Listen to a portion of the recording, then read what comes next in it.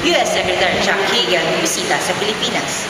Dumating sa bansa ngayong araw si U.S. Secretary of Defense Chuck Hagel para magbigay pugay sa mga bayani noong World War II.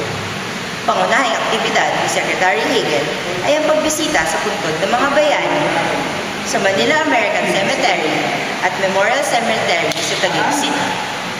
Kasama ni Secretary Hagel sa pagbisita ng mga war veterans si U.S. Ambassador Henry K. Thomas Jr. At si Bianca Patricia nagbabalita. U.S. Secretary of Defense Chuck Hagel bumisita sa bansa. Dumating sa bansa ngayong araw si U.S. Secretary of Defense Chuck Hagel para makapagbigay pugay sa mga bayani noong World War II. Pangunahing aktibidad ng U.S. Secretary of Defense Hagel ay ang pagbisita sa mga puntod ng mga bayani sa Manila American Cemetery at Memorial Cemetery sa Taguig City. Kasama nito si Secretary Hagel sa pagbisita sa mga war veterans si U.S. Ambassador Harry K. Thomas Jr. Javier, nag-uulat para sa Falcon News. U.S. Defense Secretary Chuck Hagel bumisita sa Pilipinas. Dumating sa bansa ngayong araw si U.S. Secretary of Defense Chuck Hagel para magbigay pugay sa mga bayani noong World War II. Pangunahing aktibidad ni U.S. Secretary of Defense ang pagbisita sa puntod ng mga bayani sa Manila American Cemetery at Memorial Cemetery sa Taguig City. Kasama ng Secretary Hagel sa pagbisita sa mga World War veterans si U.S. Ambassador Harry K. Thomas Jr. Ako po si Kate Balange, babalita. U.S. Defense Secretary Chuck Hagel bumisita sa Pilipinas. Dumating sa bansa ngayong araw si U.S. Secretary of Defense Chuck Hagel para magbigay pugay sa mga bayani ng World War II.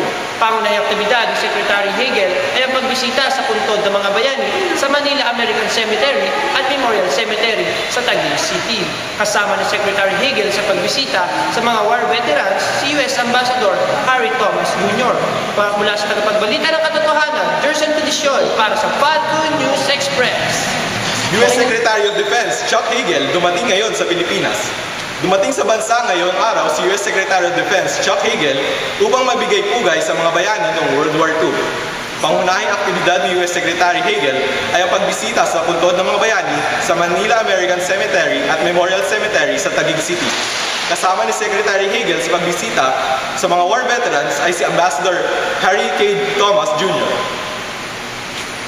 Sige, di na ako U.S. Defense Secretary Chuck Hagel bumisita sa Pilipinas. Dumating sa bansa ngayong araw si U.S. Secretary of Defense Chuck Hagel para magbigay pugay sa mga bayani noong World War II. Pangunahing aktibidad ni U.S. Secretary Hagel ay ang pagbisita sa puntod ng mga bayani sa Manila American Cemetery at Memorial Cemetery sa Taguig City.